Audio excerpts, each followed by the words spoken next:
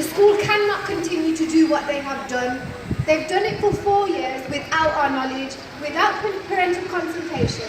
Now that we know it can't go on any longer, Parkfield, put a stop to it now! The No Outsiders Initiative is an educational programme sponsored by the government which seeks to teach young children about the benefits of a diverse society. Despite countless amounts of protests from local and national communities, the programme has been greenlit by the government to be taught in schools across Birmingham. Andrew Moffat started this programme back in 2014. I spoke to him about his involvement in the No Outsiders Initiative. In the space of a year, through talking about this kind of work, through confidently teaching children there are different people with impact on their understanding of diversity and community in Birmingham. And all the other things like, our bullying results dropped, for instance of bullying, racist bullying and homophobic bullying. Interestingly, since the protests started, our homophobic incidents have shot up by 800% in the last 2 months.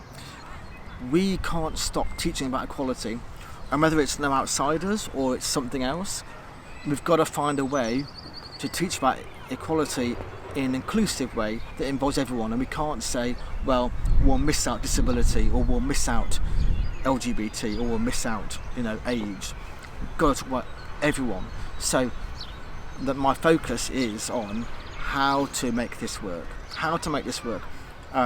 in my community.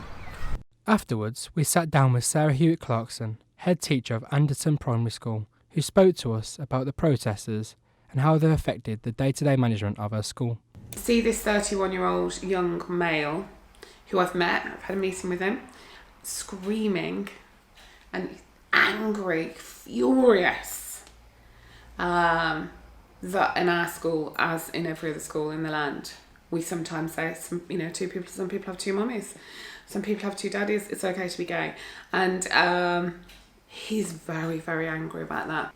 The word I use when I'm in school over any other word is embarrassing. That's how it feels. It feels embarrassing for them that the screams are led by somebody who has no children.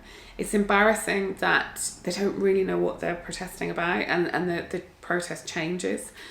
And it's embarrassing we're even talking about, is it alright to be gay in the year 2019? It's just embarrassing. But apart from all of that, it's frustrating, it's crushing, and it's an abuse of power. It's very abusive.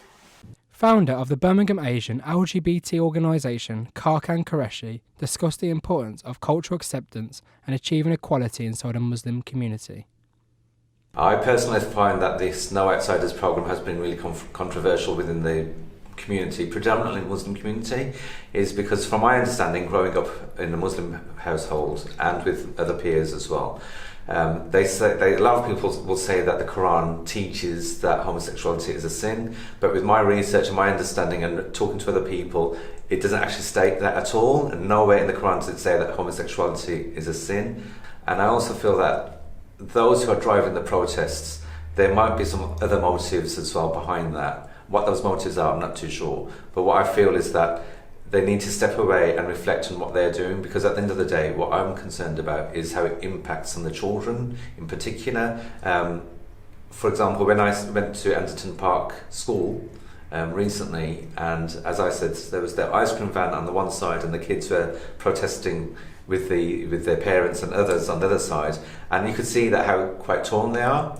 And even those little things, it does have an impact on the individual. And the ironic thing is, I feel that if their children go home, the very thing that they're protesting about, i.e. homosexuality, the children surely are bound to ask, what does that mean on homosexuality, and why are we protesting against it? We reached out for comments from the Alum Rock Community Forum group, who protested outside of Parkfield, but received no response.